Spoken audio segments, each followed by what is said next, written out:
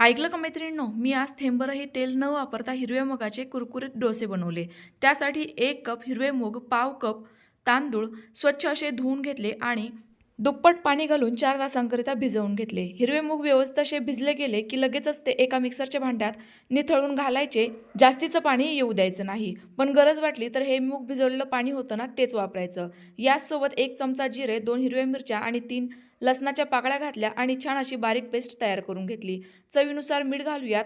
पीठ छान असं फेटून घेऊयात जेणेकरून यामध्ये फर्मेंटेशनची थोडीशी प्रक्रिया होईल. लगेचच डोसे बनवायला घेऊयात. त्याकरिता कडकडीत पॅनवर थोडंसं पाणी शिंपडायचं. यामुळे टेम्परेचर मेंटेन होतं.